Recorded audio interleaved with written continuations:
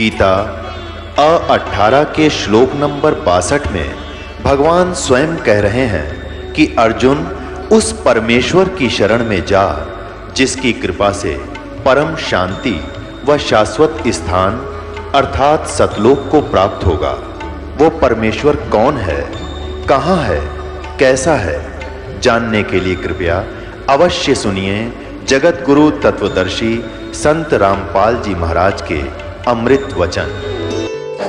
यहाँ पर जो रोगी आते हैं अधिकतर आते हैं, ये भगवान भक्तों के अनुभव सुन के आने लग गया, अच्छी बात है।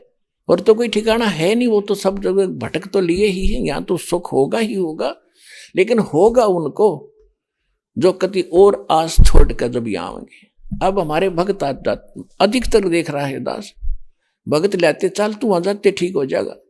अब वो दुखी है, उन सोचते चलो वहां भी देख लेता हूं। तो जो ये सोच का है चलो वहां देख लेता हूं, फिर यहां भी ऐसी सुविधा उसको नहीं मिलेगी। यहां तो कति समर्पित होकर आवे, अखे परमात्मा हमें और कोई जगह ठिकाना नहीं रहा और दया कर 2 मिनट में ठीक करे, तीसरी मिनट नहीं लगे।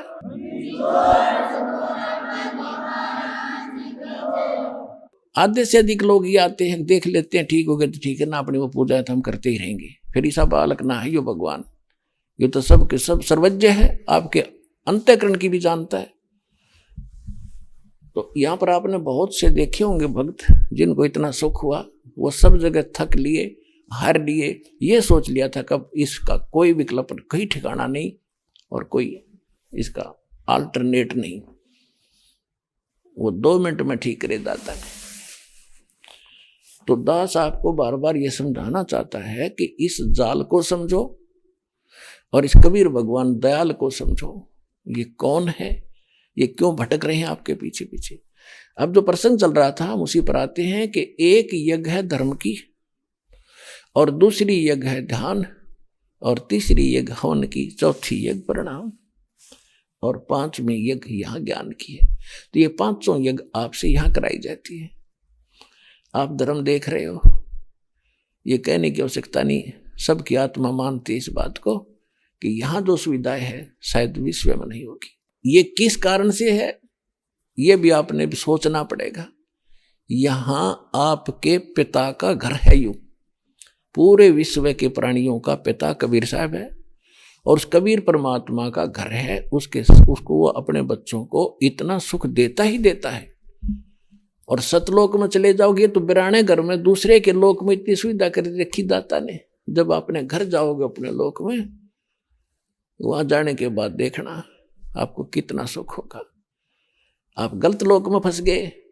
अनसा देश सुदेश का यू पड़ा कुदेशा आए, जाका चारा मोतियां वो घोग्यों क्यों पति आए। ये परमात्मा सुनाया करते थे यहाँ के कि तू उस सुदेश से आया है, अच्छे लोग का आया हुआ, यहाँ कुदेश में गिर गया, ये बुरा लोक है, यहाँ सपने में सुख नहीं। कहीं आप जंगल में देखो जाके, शेर दाव लगाए बैठा है, हिरण मर्गों की लाइन आ रही है, झपट कर खा जाता है। शेष बच्चों को वो लिए भागे फिर रहे हैं, मेरा परिवार है, मेरा परिवार है। कोई भैंस गाय जा रही है, उनको पकड़ के झपट के मार लेता है। तो ये काल ऐसा है, इस लोक में आप ऐसे में रह रहे हो। पग पग पर यो तग तक मारे, काल अचानक बाणा। पग पग पर तक तक का मारे, तुम्हें जब चाहेगा उसी को झपट लेगा। कहीं एक्सीडेंट करा देगा, कि तो फ्लड ला देगा, कहीं भूकंप के कारण या रोग के कारण, हार्ट अटैक के कारण। इसने तो रोज 1 लाख जीव खाने हैं, और आप इसके लोक में और सुख खोज रहे हो, क्योंकि आप अभी तक उस लोक से परिचित नहीं थे जो गीता अध्याय नंबर 18 के श्लोक नंबर 62 में कहा है। गीता अध्याय नंबर 15 के श्लोक नंबर 4 में कहा है कि अर्जुन तू सर्वभाव से उस परमेश्वर की शरण में जा। गीता ज्ञानदाता कहते उस परमेश्वर की कृपा से तो परम शांति को और शाश्वतम स्थानम, यानी उस अविनाशी स्थान सत्यलोक अमरलोक को प्राप्त होगा। जहां जाने के बाद साधक फिर लौटकर कभी संसार में नहीं आते। और परमात्मा से परिचित ज्ञान से आदरणीय गरीबदास साहिब जी ने कहा है कि सतगुरु मिले तो इच्छा मेटे, पद मिल पदे समान, चल हंसा उस लोक पठाऊं जो आदि अमर अस्थान। चार मुक्ति जहां चंपी करती माया होरी दासी, दास गरीब अभय पद पर से वो मिले राम अविनाशी। शंखों लहर मेर की उपजे कैर नहीं जा कोई, दास गरीब अचल अविनाशी सुख का सागर सोई। अब यहां तो स्वर्ग चले गए तो वापस गरीबदास जी ने कहा है कि आगे गए ना बावड़े, ये रहते भी सब जाही, बिन साहिब की बंदगी कहीं ठोर ठिकाना नहीं। आज आप यहां पर हो, खूब व्यवस्था है, बढ़िया कोठी कार बेटे बेटी सब सेट हो रहे हो, कल मृत्यु होगी। पुण्य किए हैं स्वर्ग में जाओगे, यहां से हुई चलो चलो उठाओ फूको गाडो, स्वर्ग चले गए। स्वर्ग में अपने पुण्य जितने थे वह मलाई खाई, खत्म हुए पुण्य, चलो नरक में जा डालो। जब नरक का समय पूरा हुआ चलो गधा बनो, गधे का समय पूरा हुआ मृत्यु हुई, चलो कुत्ता बनो, कुत्ते की समय पूरा हुआ चलो फिर सुअर बनो, और फिर कभी मनुष्य बना तो बने तो फिर मनुष्य बनो, फिर मरे फिर चलो। या चलो चलो तो भाई सतलोक आश्रम बरवाड़ा तो मिटेगी, या जितने जल्दी आ जाओगे उतना जल्दी कल्याण होगा।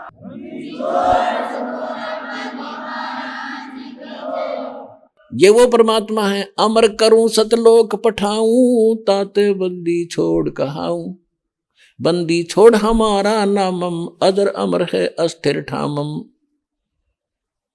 अनंत कोट ब्रह्मांड में वो बंदी छोड़ कहा है, सो तो सतगुरु कबीर हैं जन्नी जने नमाए।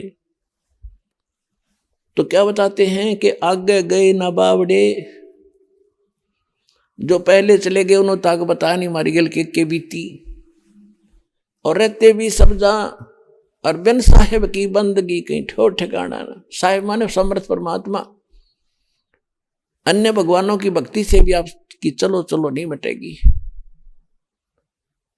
इस समर्थ की शरण में आने से ही आपको वो स्थान प्राप्त होगा जो गीता अध्याय नंबर 18 के श्लोक नंबर 62 में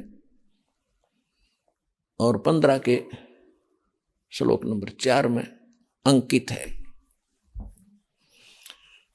अब यहां पर आपको उसी की ट्रेनिंग और उसी का कोर्स कराया जा रहा है कि आप यहां की जो ट्रेनिंग करोगे,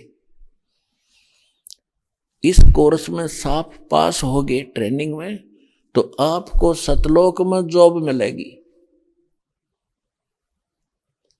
और वो सतलोक आपको बता दिया, और भगवान ने बताया। फिर जिन संतों को परमात्मा ऊपर लेकर गए फिर वापस छोड़ा, उन्होंने परमात्मा के उस आंखों देखे स्थान और सामर्थ्य को अपनी अमृतवाणी में बताया है। कौन कौन थे? आदरणीय धर्मदास साहिब जी, आदरणीय मलुकदास साहिब जी, आदरणीय नानक देव साहिब जी, आदरणीय दादू साहिब जी, आदरणीय गरीबदास साहिब जी, गांव छुड़ानी जिला जज्जर हरियाणा वाले, आदरणीय गीसा दास साहिब जी, गांव खेकड़ा जिला बागपत उत्तर प्रदेश वाले, आदरणीय स्वामी रामानंद जी।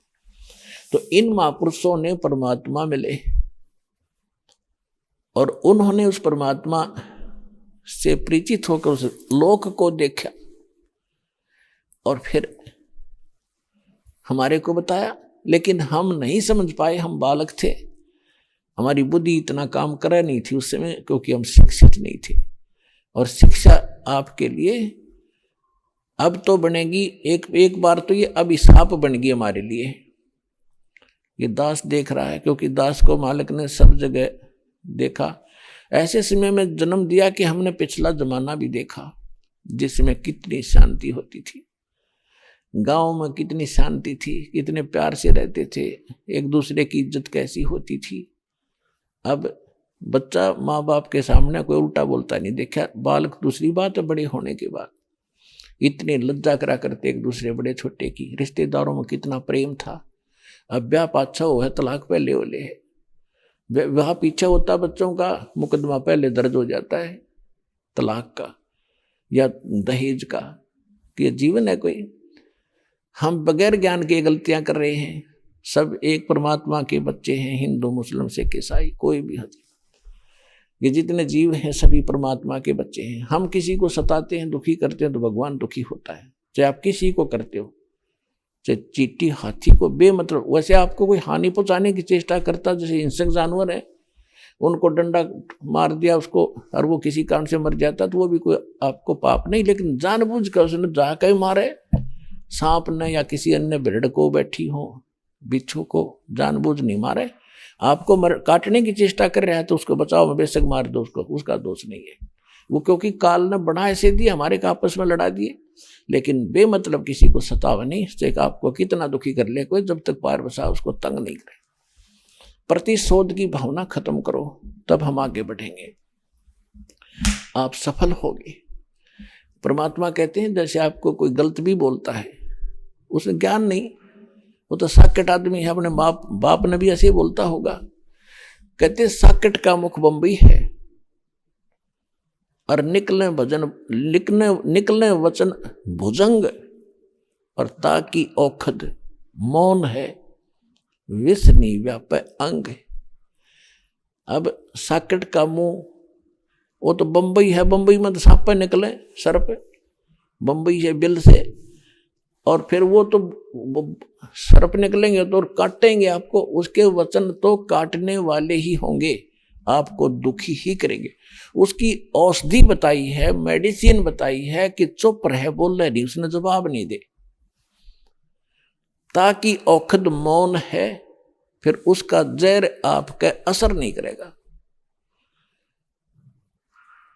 कहते हैं कबीर साहब कहते हैं कि साकट और समान को उल्ट जवाब नहीं दे। अब कुत्ता भौंक रहा है, आप उसने धमकाओगे और दूना भौंकेगा, कहते हैं बोल रहे नहीं, भौंक भांक आप टिक जाएगा। तो ऐसे साकट को वो आपने कुछ कह रहा है, आपको उत्तर देने लगोगे तो दूना बकवाद करेगा, आप चुप हो जाओगे, 10-5 मिनट भौंक कर कुत्ते की तरह आप सेट हो जाएगा। तो ये फार्मूले बताए हैं परमात्मा ने, आप इसको अप्लाई करना। कबीर जो तो को काटा बोए ताको बो तू फूल, तो है फूल के फूल है वा को है त्रिशूल। अब तो आपको कोई हानि करता है तो आप उसका प्रतिशोध लेने के लिए हानि ही मत करना, उससे बचे रहना, लेकिन उसको हानि मत देना। और फिर भी भगवान के बच्चे समझकर जहां भी आपके सत्र का कोई काम उसके प्रति आवे तो उसको लाभ ही देना। तो फिर देखना भगवान कैसे करेगा कि आपको तो भले का फल भला होगा और उसके बुरे का फल उसको 3 गुना ज्यादा मिलेगा। इतना हमारे अंदर धैर्य नहीं रहा, क्योंकि हमें ज्ञान नहीं, हम तो सोचो बस ही नाश हो इसका जो इतने बुरे कर रहा है। ऐसे व्यक्ति का भी नाश ना होगा जो बुरे करे तो और किसका होगा। लेकिन परमात्मा का विधान है कि जब तक उसके पूर्व जन्म के पुण्य चल रहे हैं, वो कितने खोटे खोदो, कितने जुल्म करो, वो उसकी माल गाड़ी भरने लग रही है पापों की, और पुण्य नाश होने लग रहे हैं। जब वो पुण्यों वाली बोरी खत्म होगी, थैला उसका वो इन्वर्टर चार्ज पहले का था वो खत्म होगा, फिर एकदम सुविधा बंद होगी, उसकी वो दुर्गति शुरू होगी। दुनिया देखा करे, यदि ऐसा नहीं है तो भगवान ही नहीं है। भगवान है तभी तो हम उसके पीछे लगे हैं, और भगवान है तो उसके प्रत्येक वचन का पालन करके इस भक्ति रूपी सफर पर आप बढ़ोगे तो निर्बाध आगे चले जाओगे, चलते रहोगे। नहीं तो आप उल्लठम लट्ठा होकर वहीं फिर खड़े रहेंगे हम। तो परमात्मा कहते आवत गाड़ी एक है, उल्टों होवे अनेक, कहे कबीर ना उल्टियो वा रहे एक की एक। गाली ही से उपजे कलह कष्ट और मीच, हार चले सो साधु है, लाग मरे सो नीच। कहते हैं एक बार आपको कोई गाली देता है, आप शांत रहना, देन दे। मायूस सा होकर खड़ा हो जा, उसके साथ बहस नहीं करे, भगवान पर ध्यान लावे, सुमन करने लग जा। आवत गाली एक है और आपने उसको दूसरी उल्टी गाली दे दी तो 10 और देगा, क्योंकि वो तो संगर का आ रहा है, काल ने भेज रखा है, तैयारी करके भेज रखा है, तो उसका नाश कराने के लिए। भगत से टकरावे कोई आदमी, उसका तो नाश निकट है। प्रहलाद से टकराया था उसका बाप, और भी बहुत से कारण ऐसे हैं, तो उनका तो नाश होया करे। जो भक्ता गेल टकरावर, तो आपने तो पता ही है इसके उल्टे लाग लिए, जो बेमतलब खस्सा हमारे से आकर के, कोई बात नहीं, कोई चीत नहीं, वैसे गाली दे आपको आकर। तो कहते हैं आवत गाली एक है और उल्टोगे तो हो जाएंगे अनेक, और कह कबीर ना उल्टियो, गाली मत दियो उससे, वह रह जाए एक की एक, वही टिक जाएगा फिर वो। फिर कहते गाली ही से उपजे कलह कष्ट और मीच, मीच माने मृत्यु तक हो जाते हैं। इस गाली से ही थपड़म थपड़ा मुक्का मुक्का गालम गाला, पहले उसने गाली दी, फिर उसने दी, फिर उसने दी, फिर वो आ रहा है सिंगर का लठ मारेगा, फिर आप मारोगे, आप भी मर सकते हो, वो भी मर सकता है। तो गाली ही से उपजे और कलह कष्ट और मीच मौत तक हो जाती है। और कहते हार चले सो साधु है, हार के चल पड़े वो तो संत है, और लाग मरे सो नीच, उससे गेल गुट्टुम गुट्टा हो कड़ो मरे या मार दे, वो तो नीच है। तो पुण्यात्मा हमने कुछ सीखना पड़ेगा मालिक के इन वचनों से, और हम सफल होंगे, तभी सफल होंगे। आप देख रहे हो हम इस दास के साथ 1994 से लेकर आज तक 19 वर्ष हो गए जब से ये मार्ग शुरू किया है। 2-3 वर्ष तो कम लोगों को पता लगा, फिर तो मस्तारना शुरू कर दिया। इन नकली संतों ने अपने शिष्यों को भुका भकूक ऐसा जुल्म करा, लेकिन हम शांत रहे, मालिक के वचनों पर डटे रहे और अपना उद्देश्य नहीं छोड़ा। आज हम सफल हुए, वो सारे फेल हो गए, और एक दिन ऐसा ही आपके साथ होगा।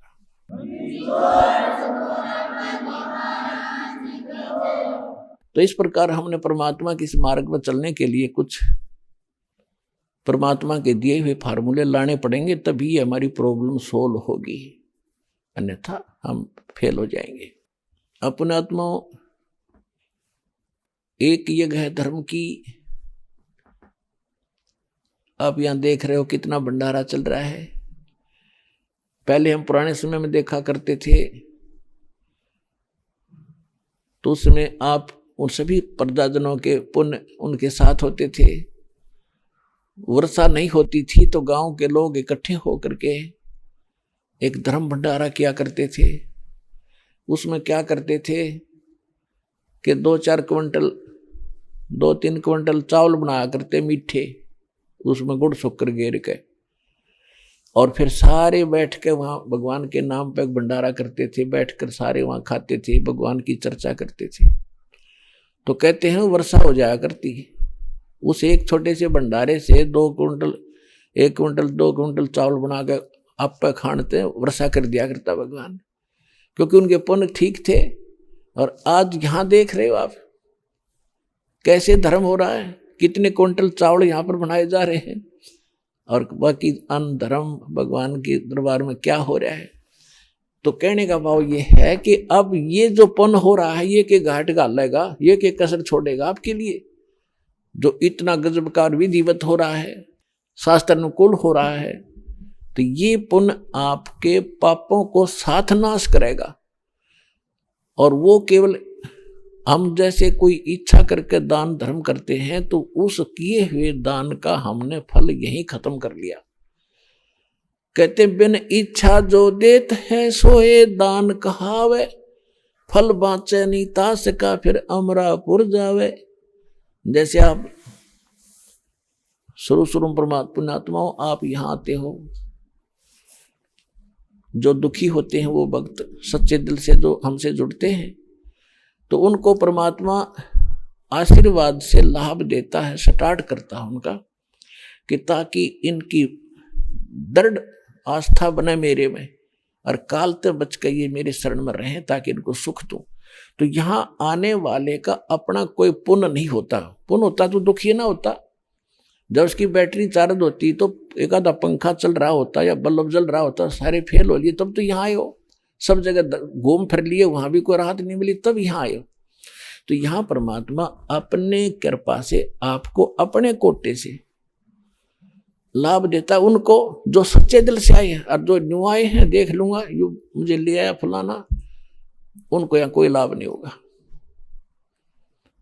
तो उनको लाभ अपने कोटे से देता है भगवान, फिर वो ठीक होते हैं, फिर उनकी आस्था बढ़ती है, फिर उनसे मंत्र कराए जाते हैं, भाई जाप करो, प्रणाम करो, सत्संग सुनो, तो ये साथ की साथ चार्जिंग शुरू होगी आपकी।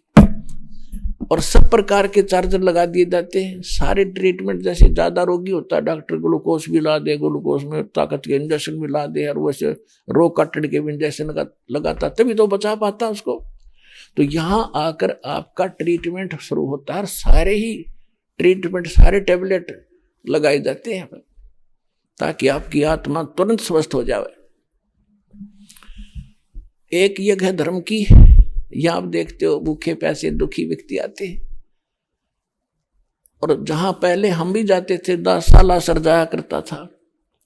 राजस्थान के अंदर एक चूरू जिला है, उसके में एक सालासर गांव है, वहाँ हनुमान जी का एक मंदिर बना हुआ है, वह प्रति वर्ष जाया करता था।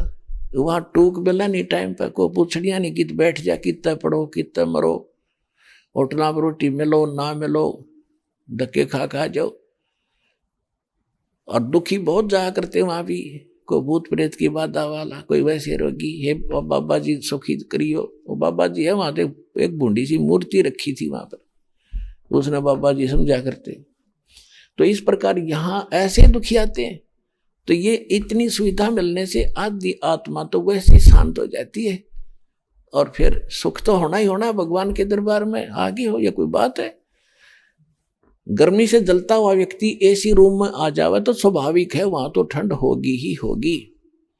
और वहां भी ठंड नहीं है तो उसका एसी को नहीं चलता, एसी लगा जरूर रखा है पर पावर नहीं है। जैसे नकली संत पंथ आश्रम बनाए बैठे हैं, वो एसी तो ला रहे हैं पर उनके पास उस बिजली का कनेक्शन नहीं है जिस तो एसी ठंडा करता हो। आश्रम तो बना रखे हैं, संत भी बन रहे हैं, सत्संग भी करते हैं, लेकिन उनके पास उस मालिक का कनेक्शन नहीं जो ऊपर से आता है, और वो लाभ देगा। एसी चलेगा तभी तो लाभ होगा, लगाने से थोड़ा ही लाभ देगा वो। तो यहाँ परमात्मा का सतलोक से आया हुआ वो शांत और सुख देने वाला एसी चालू है बार दिन रात।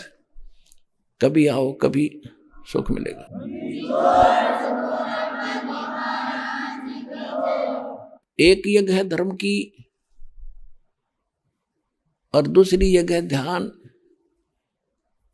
जब आपको यहां बुलाया जाता है, आपको प्रतिबंधित किया हुआ है कि 4 महीने में एक बार अवश्य आना पड़ेगा। देखो पुण्यात्माओं, बच्चा स्कूल जाता है और अध्यापक यदि वो 1 दिन 2 दिन लगातार नहीं आता है तो अध्यापक उनके माता पिता को संदेश भेजता है कि या तो अपने बच्चे को भेज देना, ये फेल हो जाएगा, मेरी जिम्मेवारी नहीं है। और हम एक रोजी रोटी के लिए अपने बच्चों को 18-20 वर्ष तक फ्री छोड़ देते हैं बेटा, और धन भी लगाते हैं। तब वो केवल एक रोजी रोटी ही तक का जुगाड़ कर पावा तो कर पावा, ना भी हो। या सभी जो शिक्षा ग्रहण कर रहे हैं सारे नौकर नहीं लग सकते, और सभी एक जैसा उद्देश्य लेकर पढ़ रहे हैं, और उनको मिलना उनकी किस्मत ही मिलनी है। और परमात्मा के लिए हम जितना भी समय और धन व्यय करेंगे आपका व्यर्थ नहीं जाएगा। कबीर कमाई आपनी कदे न निष्फल जाए, 7 समुद्र आडे पड़ो वो मिले अगाऊ आए। धर्म तो धसके नहीं है, धसके तीनों लोक, खैरायत में खैर है कीजिए आत्म पोख। धर्म का नाश नहीं होगा चाहे तीनों लोकों का नाश हो जाएगा। परमात्मा से प्रश्न करते हैं कि एकम एका होएगा ये विनसेंगे कैलासे, धरती अंबर जावेंगे तब कहाँ रहेंगे तेरे दास।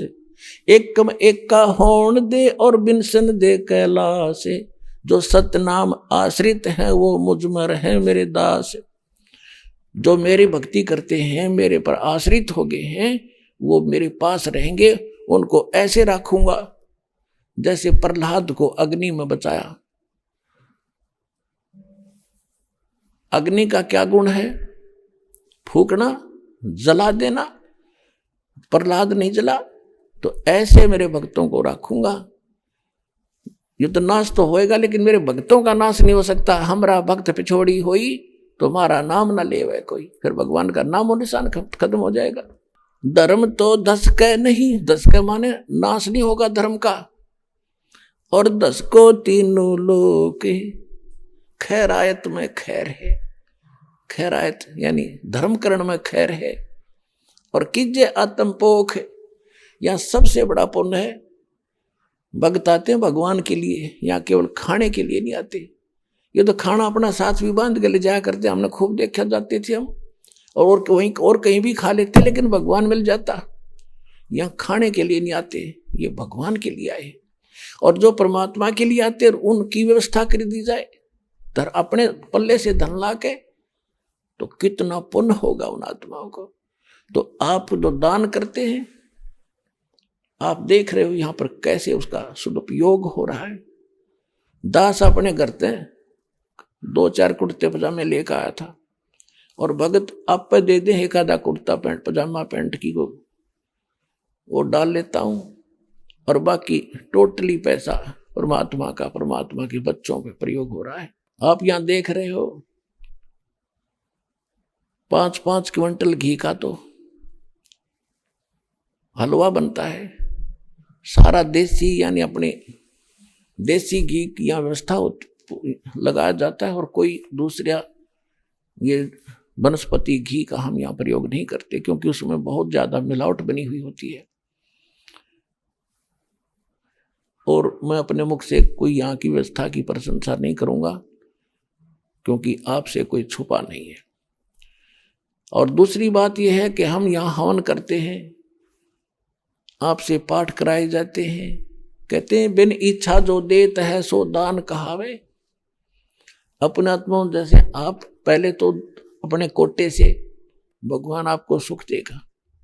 कुछ दिन आपको कहेंगे बेटा भक्ति कर, भजन कर, डट के विश्वास रख। यदि आप भजन करते हो विश्वास करके, तो आपको उसी दिन वो 4 दिन शुरू कर देगा काम, आपको बहुत से लाभ शुरू हो जाएंगे। और फिर भी 1-2 महीना आप ये सुमन कर रहे हो, फिर भी लाभ नहीं हो रहा। पता होता है दास को कि ये भक्ति ढंग से नहीं कर पा रहा। फिर उसको कहा जाता है बेटा एक ज्योति करा। ज्योति यानी हवन यज्ञ। धर्म तो वो करते ही आप आते हो, धर्म यज्ञ में थोड़ा बहुत दान कर दिया, कुछ 10 रुपये 100 रुपये डालते ही हो, ताकि ये स्वाभाविक है आपका, वैसे भी आपका पहले से स्वभाव है धर्मकरण का।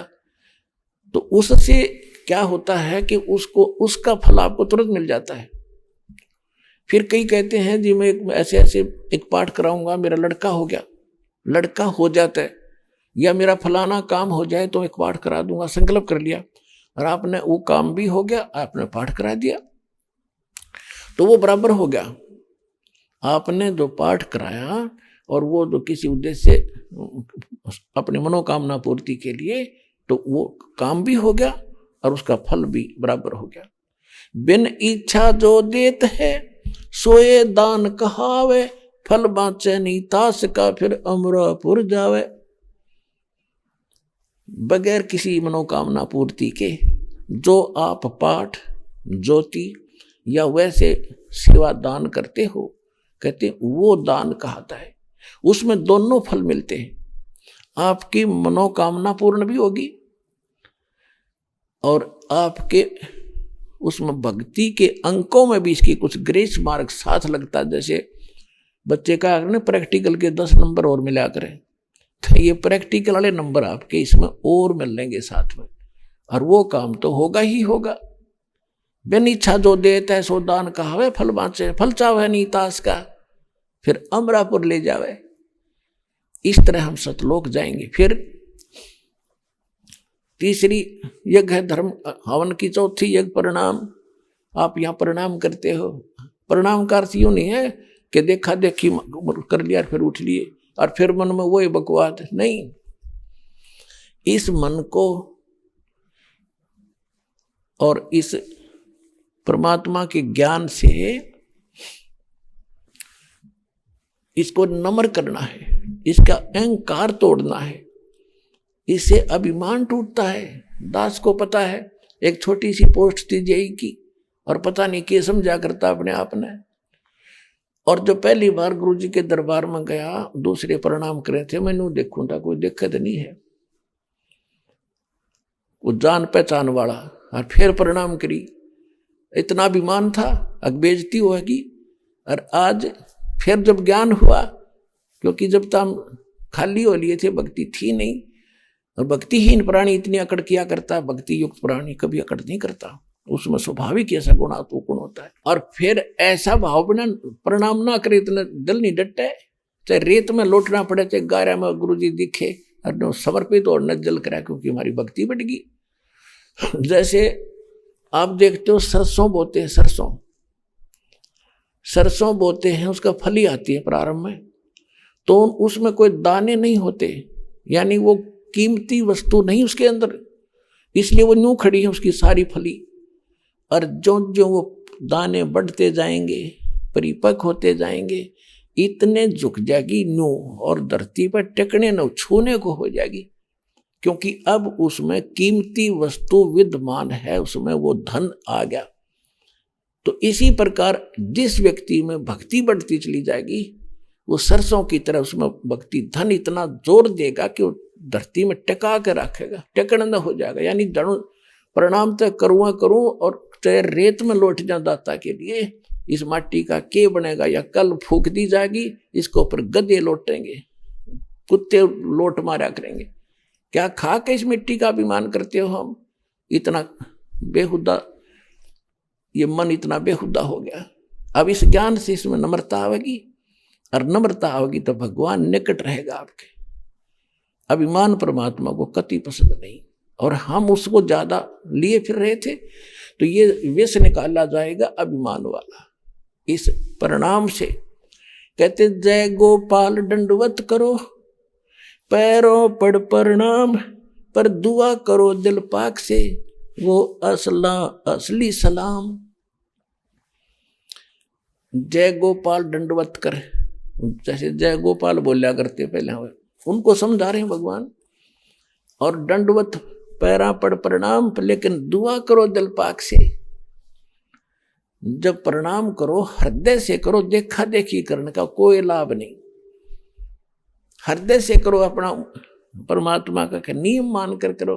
और प्रणाम करते हो, दंडवत किस लिए करते हैं? माटी हो लिया दाता आपका दास, अब कोई ब्योत नहीं रहा मेरा नाड़ उठान का।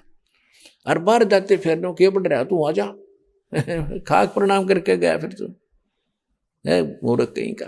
अपने आत्मा अभी तक हमने गुरु गलत मिलते रहे, वो ऐसे मिल गए जैसे किसी ने तो एक पहिया दे दिया मोटर गाड़ी का, कार का व्हील, अगले इसने घुमा ले, या गाड़ी है, उन्हें पकड़ कर घुमाता जा, हट जाओ गाड़ी आ गई, आप पे चला रहा, आप पे धका रहा उन्हें। और किसी ने स्टीयरिंग दे दिया, वो काट कर छल्ला को ले, ये गाड़ी वो लिए, फिर हट जा, गाड़ी आ गई। तो इस प्रकार किसी ने कुछ पकड़, तो ये जो साधनाएं अभी तक हमसे जैसे कोई हवन ही करते फिरते हैं, ये खास कर देखे यार, ये समाज के आचार्य हैं, जाके कितना बाढ़ का भट्ट अन्यों का हवन कराएंगे, आज थारे हवन कराएंगे, स्वाहा स्वाहा कर कर चल, बाकी बस हो गया काम। ये तो एक न सोच लो स्टीयरिंग लिए फिर रहे हैं, स्टीयरिंग। तो ये सारा मिलाकर ही क्रियाएं करनी पड़ेंगी, तभी हम मोक्ष होगा। फिर भी जो जितना कर रहा उसका लाभ मिलेगा उसको, क्योंकि ये विधान है परमात्मा का, लेकिन मोक्ष तो नहीं हुआ उसका। अब जैसे अजाजील नाम का एक भगत था, गुरुजी ने बता दी भाई प्रणाम करा कर बेटा, इस प्रणाम करने से आधिनी के साथ साथ पुण्य भी संग्रहित होते हैं। आदिनी तो आनी चाहिए, आदिनी को नाश करने के लिए तो करते, लेकिन परमात्मा के लिए की जाने वाली क्रिया से साथ में हमारे पुण्य भी लगते हैं। ये एक यज्ञ का फल भी मिलता है, प्रणाम एक यज्ञ है।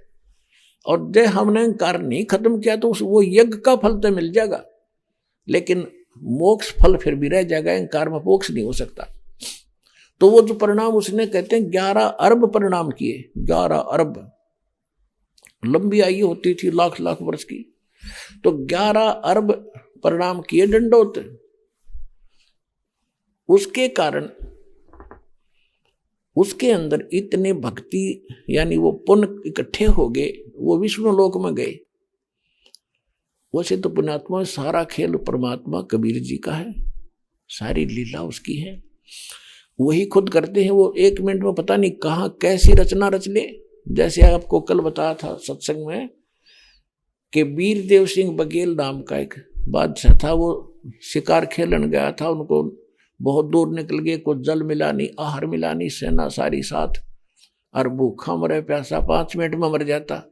परमात्मा ने एक पहाड़ के ऊपर इतना गजब का सरोवर बना दिया और वहाँ फल फूलों से भरे पूरे बाग लगा दिया, और सारे खाया पिया नहाए धोए तोड़ कर भी चल पड़े। मुड़कर देखा वहाँ ना कुछ, ना सरोवर था ना वो बाग था, टक्कर मारी उसने परमात्मा के चरणों में। तो ये ऐसे भगवान है। तो ऐसे ही उस मालिक ने लीला तो खुद ही करते हैं, सभी भगत उसी के हैं, उसके बच्चे उसी के हैं।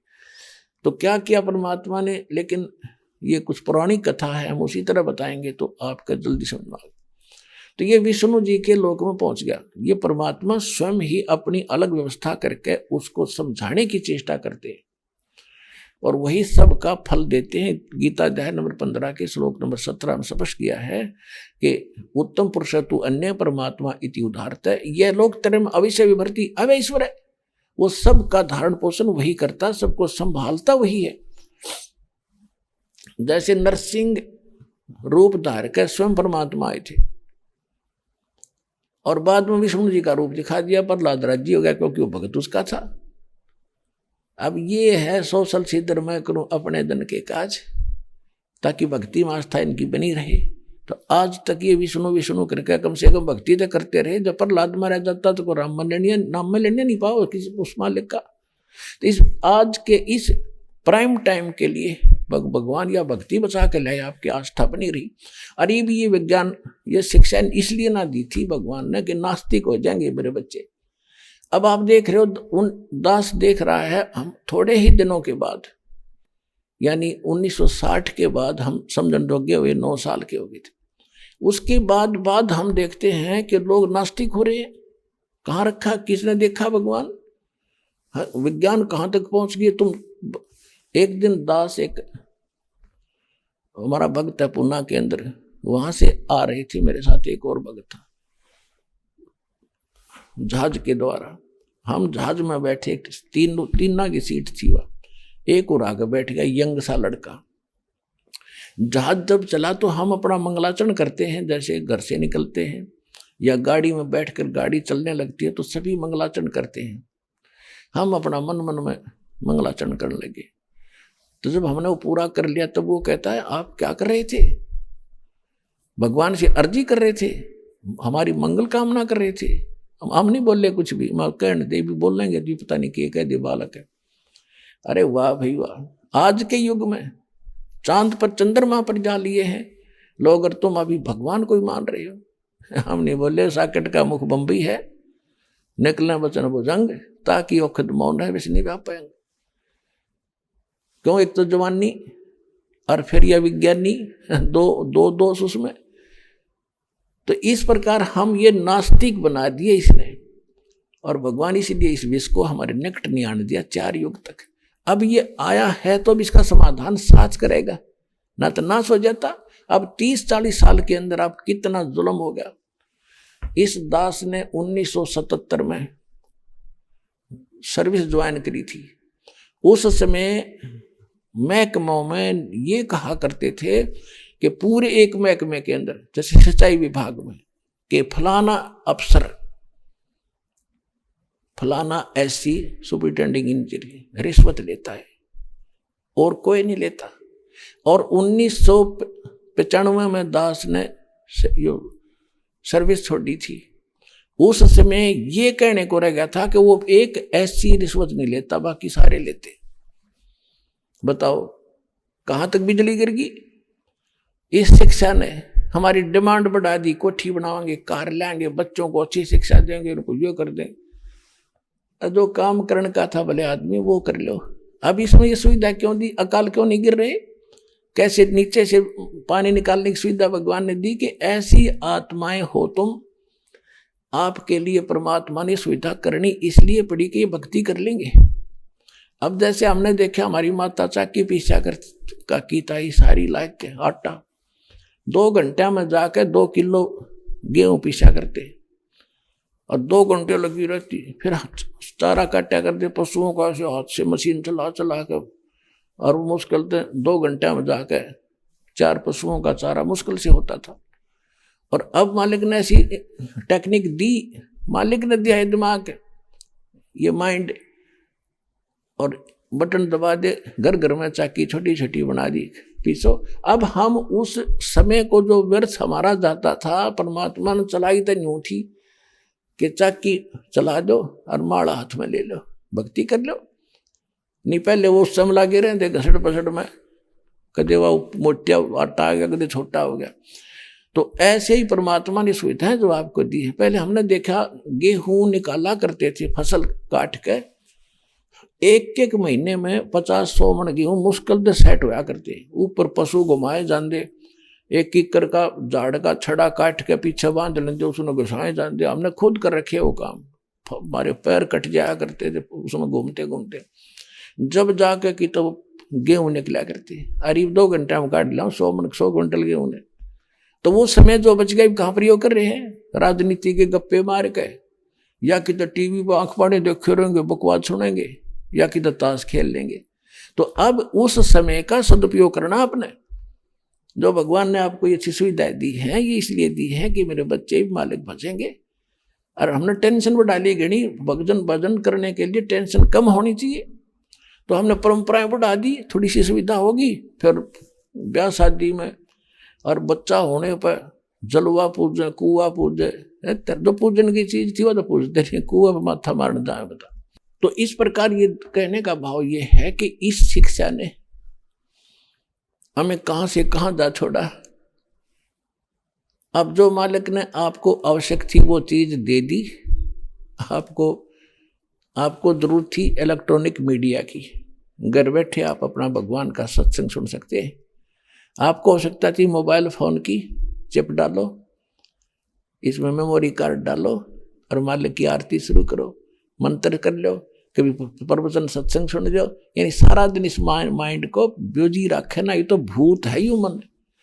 एक बाबा जी था, उसने अपने चेले को एक विद्या सिखा दी और उसने कहा बेटा मेरी अब्सेंस में इस विद्या को प्रयोग मत करना।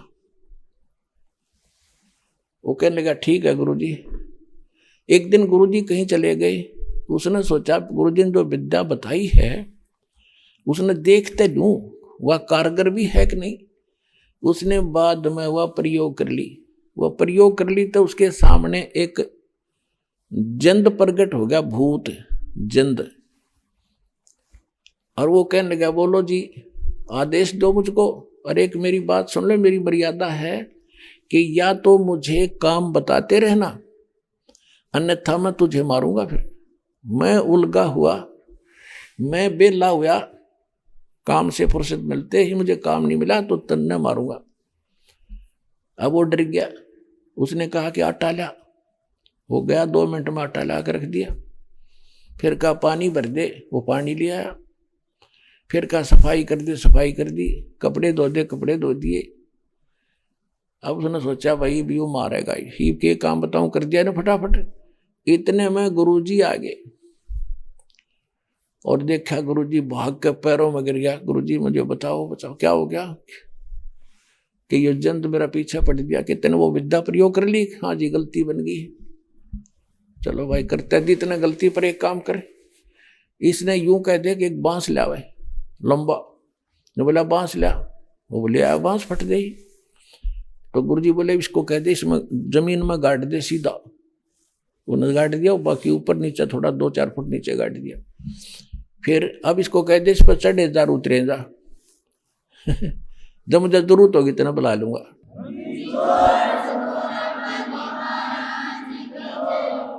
तो ये बन जो है ये जंद है, भूत है, इसने इस राम नाम के बांस पे युदास ने गाड़ दिया। अरे इस पर चढ़ाए जाओ और उतरे जाओ, इसको ऊपर लाए रखना इस मन को। ना तो ये भूत है तुमने और कितना जाने की तो ले जाएगा उठा के, ना वहां के को बंद करवा दे, आपको दुखी रखता। काम हो तो इसने बुला ले, यानी अपने काम धंधा कर ले, फिर राम नाम पे, इस राम नाम के बांस पे इसने चढ़ाए रखे, तब यो जीण देगा तुम्हें, और काम भी खूब करेगा, ऐसी बात नहीं। तो इस प्रकार हमने ये जो करना था इस विद्या से, अपरमात्मा को ने आपको वो चीज देनी थी वो दे दी। अब ये वैज्ञानिक कितना घूमते रही हो, चांद दिन न छाण मारा, मंगल ग्रह पर न धक्के खा लिए, ये तो खाली खोखे पड़े, कख नहीं, कितने दर धक्के खा लिए। और वहां चले भी, वहां मान ले जाने में इनको कम से कम 10 वर्ष लगते हैं, और वहां कुछ पा भी गया तो वहां कौन गड्ढेगा के करेंगे उधर जाके, उन्हें रहने देंगे कोई वहां वाले।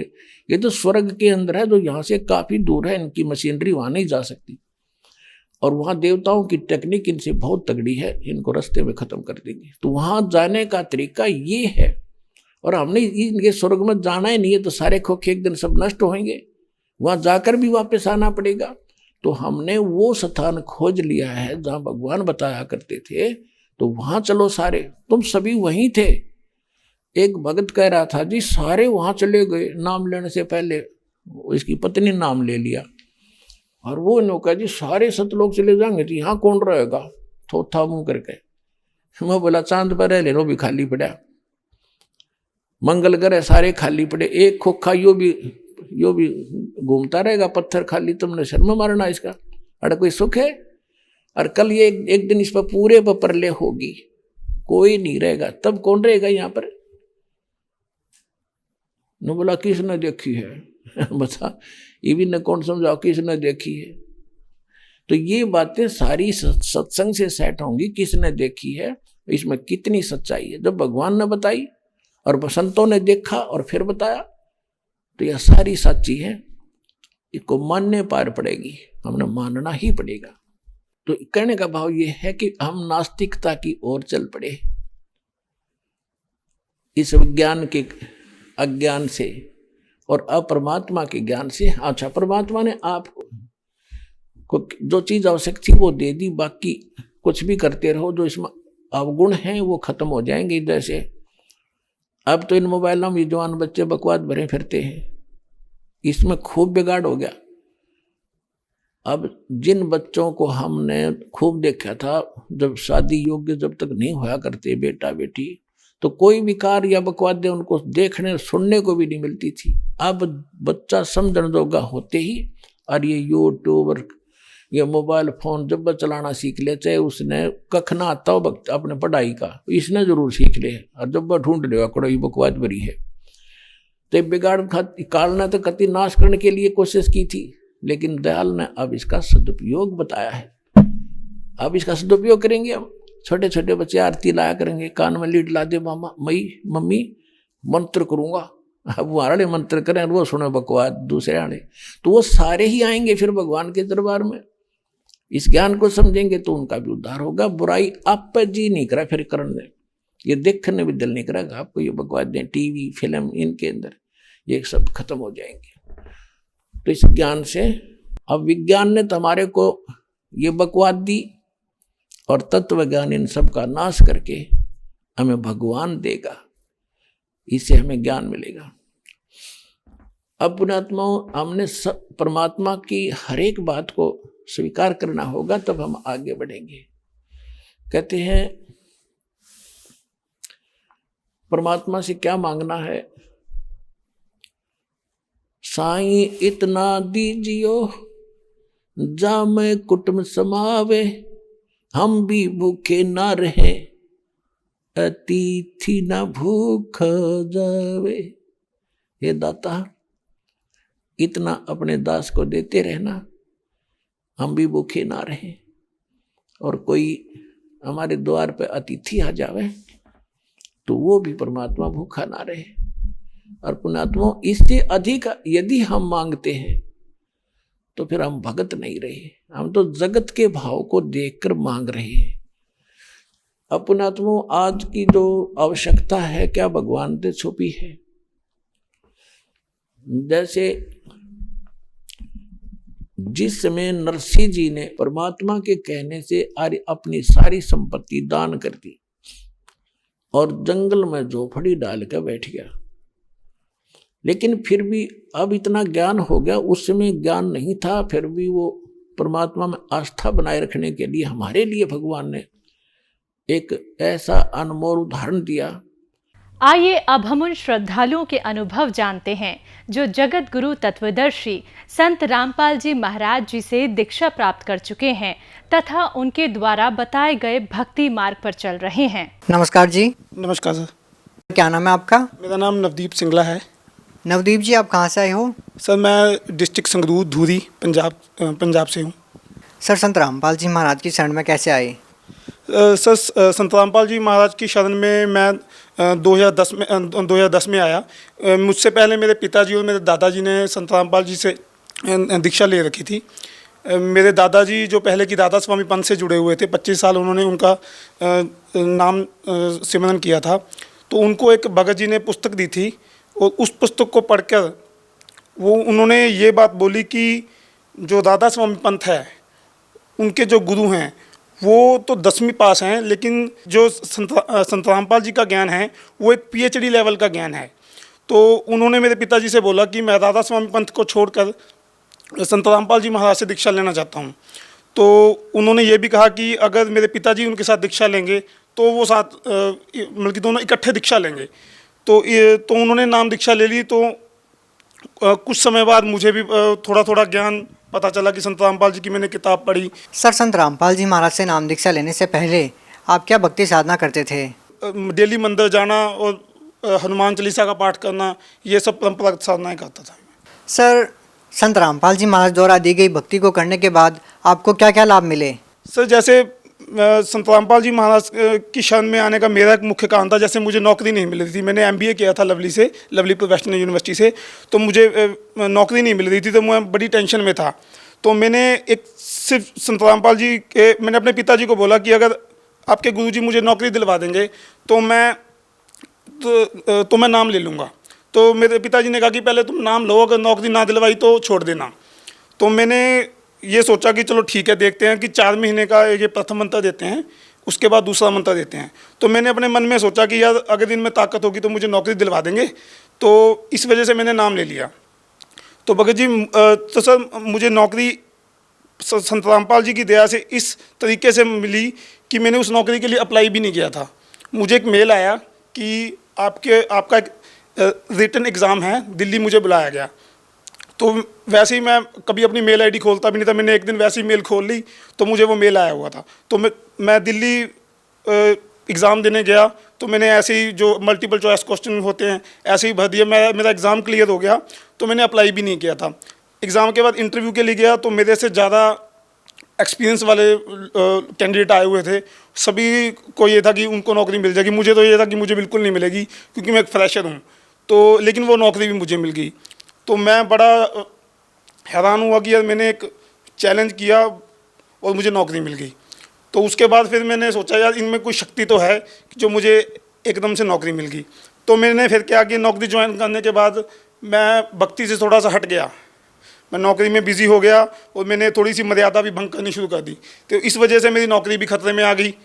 तो मैंने फिर गुरुजी से प्रार्थना लगी, गुरुजी मेरी नौकरी सही नहीं चल रही।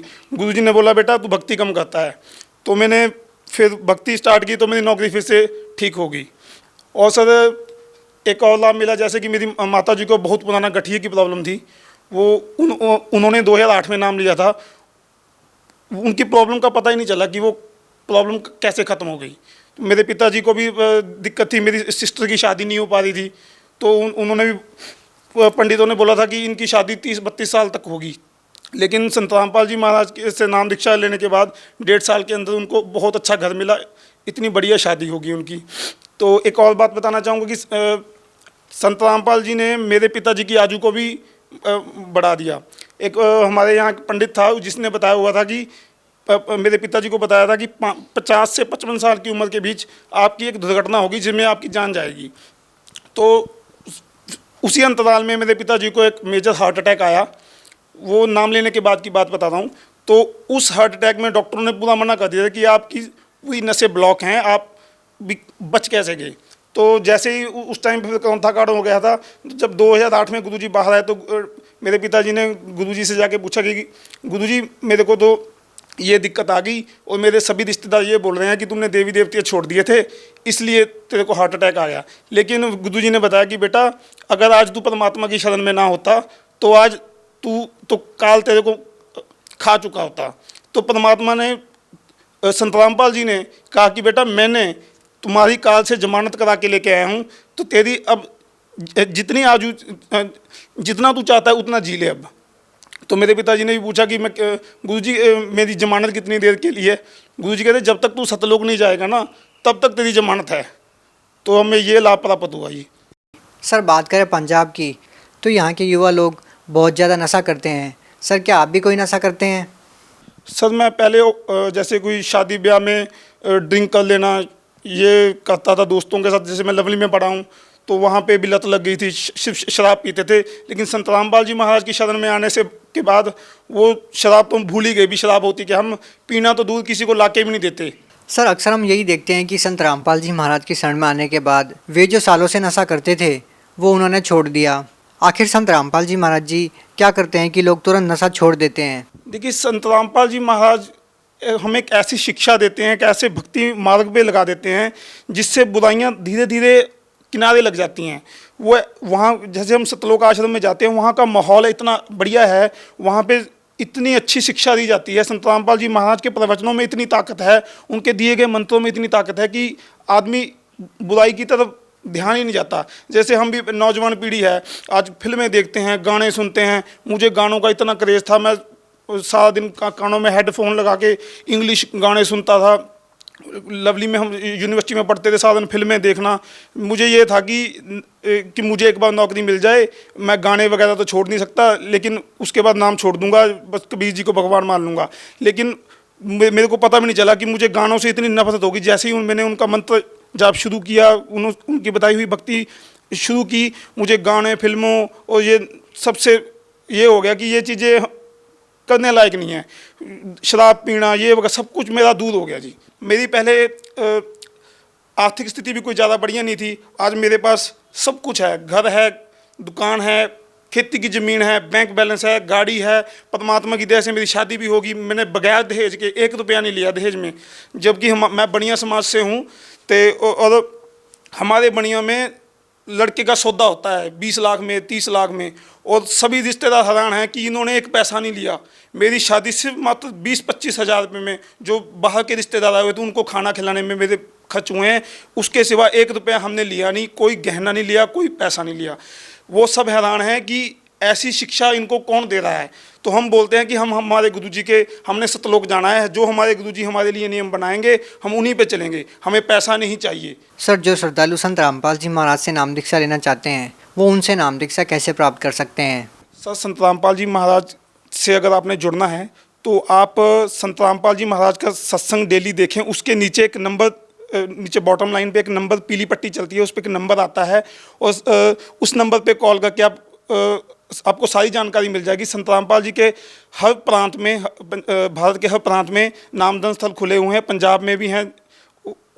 वहाँ पे आप संपर्क करके नाम दीक्षा प्राप्त कर सकते हैं। लेकिन मैं आपसे ये भी प्रार्थना करूँगा, पहले आप संत रामपाल जी महाराज का ज्ञान सुने, समझें, तभी उनसे दीक्षा लें। बहुत बहुत धन्यवाद।